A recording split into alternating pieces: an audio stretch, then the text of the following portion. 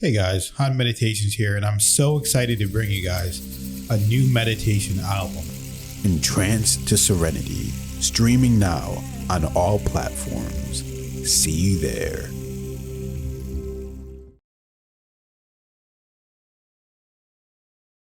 Alright guys, I thought it'd be an interesting video today if I introduce someone that's very close to me, a family member, a friend, to the videos that we've been watching about Vedanta and about Hinduism and about Swami and Swamiji, and we will show him and see what he thinks and kind of get his perspective.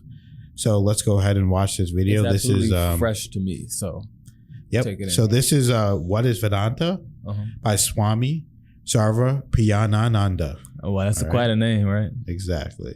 The word Vedanta itself means the end of knowledge, the ultimate knowledge.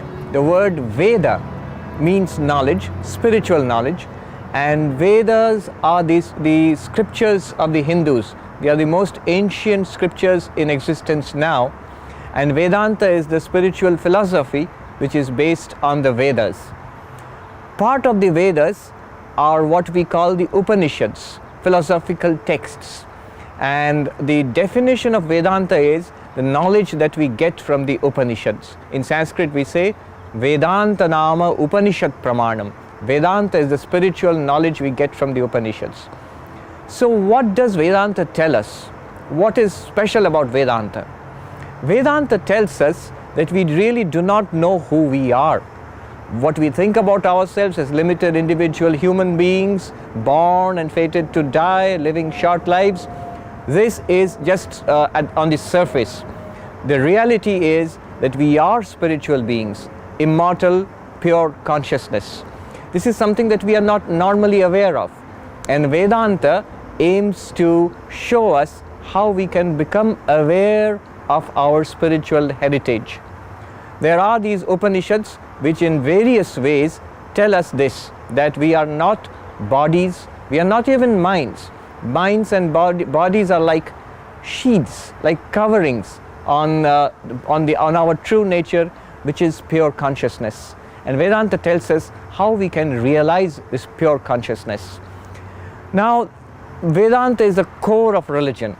It is the core of Hinduism, but we also hold that it is the core of every religion. Every religion promises that there is something transcendental in human nature, something that exists before our birth, it exists now, and exists after our death too. So how do we get access to this transcendental nature of ours? That's what Vedanta tells us. And it tells us that there are various ways in which we can realize this spiritual nature.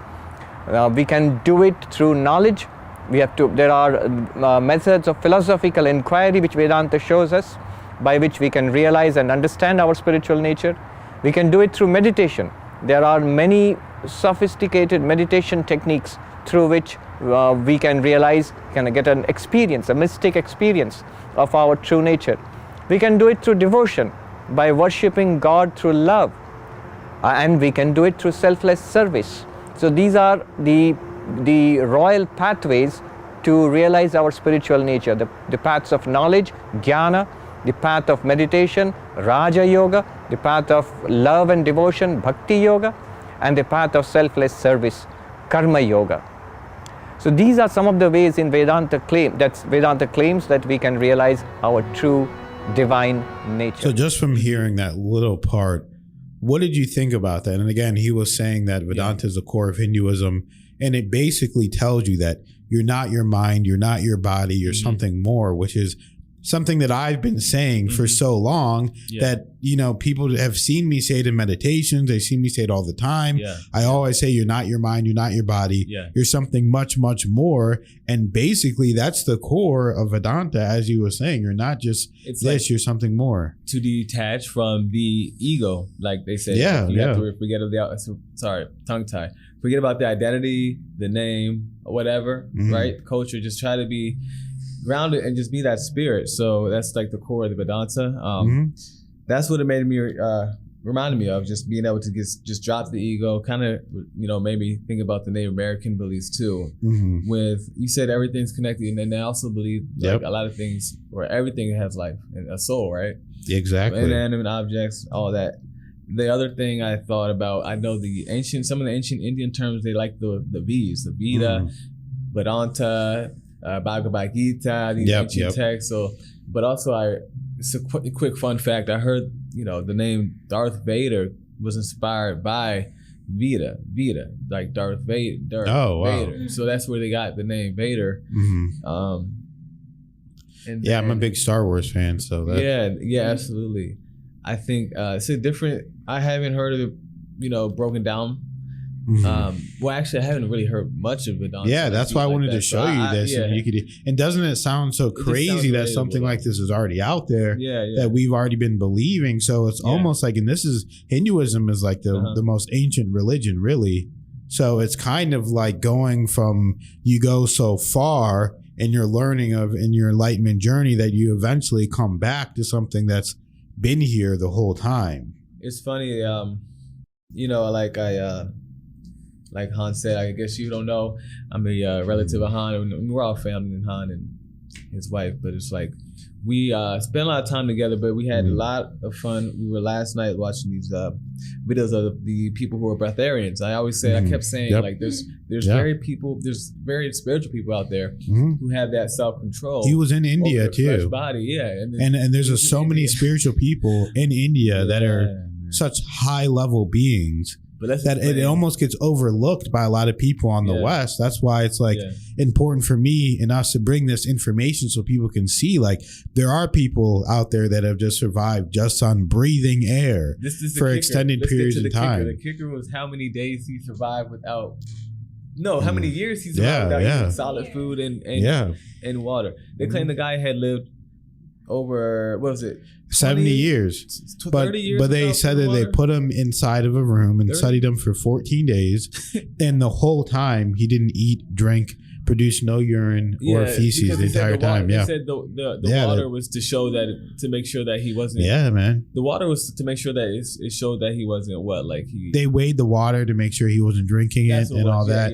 So, and he would, swirl a little bit of water in his mouth, and that was it. So and he just sat there and chilled, 14 days, this man had his flesh body vehicle, right? Does not have to consume anything. And I mean, and so some people say that a lot of people that's what they said. They said they studied him in India. The doctors did. So I don't know too much information on that. If someone in the comments, because we do have a lot of people that are familiar with Indian culture, maybe they live in India, have relatives there.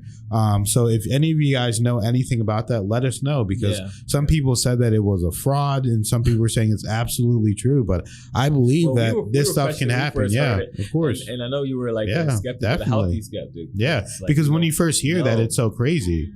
But whenever you research it and it's like, wow, that's true. No, it sounds insane. No food for 30 days. But there are other people, sorry to cut you off, but there are other people on YouTube that say they do it. I don't believe them. But the guy in India, I do believe that is 100% anybody possible. Can say they do it until they put them through the test. Exactly. Yeah. Through the whole trial, whatever. What did you say, Kelly? Yeah, go ahead. I was going to say they say there's people in India and Tibet and stuff who can levitate as well. Oh, that's a good topic. Yeah, I don't know about levitate, but I did see a lot of people during a certain level of meditation, they start bouncing. That's a fun topic. So they start bouncing in the air and it feels like they're flying. And they can get to this certain level. It's in Tibet, right? Somewhere in it's always like the mountains, right? Yeah, like in those really cut off areas where they're just. I'm sure they do it. I'm sure they do it in other places too. But I've heard about that. So like, I think there's literally a video from what I remember. There's a video where the guy, he has access to the temple. They give him exclusive access, but he was able to see that process. And the man, his body just went up, like you said, levitate, like bounced almost. Yeah. Maybe they can control like how a Jedi does, and just levitate, but it's like a bounce motion. And that's how it was. Yeah. It's like a bouncing. Yep. The truth is stranger than fiction sometimes. Yeah, I did see that. I have seen that before, and I'm interested in trying that out. The human body. Seeing if I can get to that state as well. Think about how crazy this is. There's people on this planet who spontaneously combust, right? Like, think about what's inside our bodies. We have these like bombs, and it's like You ever heard of like this spontaneous combustion where people just catch on fire? I have heard of that. That stuff happens all the time. I don't know how legit that is, but I have heard of that. Yeah, man, it's a real thing. It's like science is backed up. I don't know about that, but look it up. I mean, I'm just saying I literally don't know, but I've heard about. That's the crazy thing. You can have a fire inside of you, like it's like a Super Saiyan is like really trying to come out. Like, yeah, I've heard about people spontaneously combusting, but a lot of times it was just kind of like our bodies are wild, fake. Because one is that ever had. I feel like it happened before, and like it was big in like the 90s and like the 80s and stuff, but it doesn't happen now. It just doesn't happen anymore. Who had a cigarette, they just forgot to let. Yeah, because people were smoking way more back then too.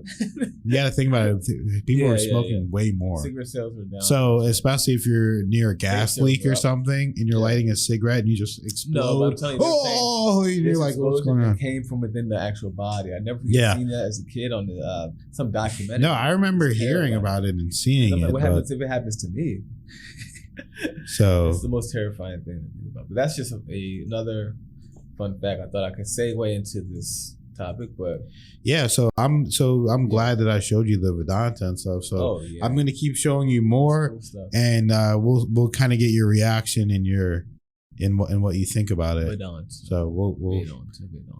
So if you guys like this video, if you want me to do more content like this, showing more people Vedanta and experiencing it, I'll even hit the streets with a microphone and ask people if they ever heard of it and what they think about Hinduism and Vedanta and about not being your mind in your body. So if you like this video, guys, thumbs up, comment. I appreciate all of it. And definitely keep sending me videos to react to you. Thank you for watching.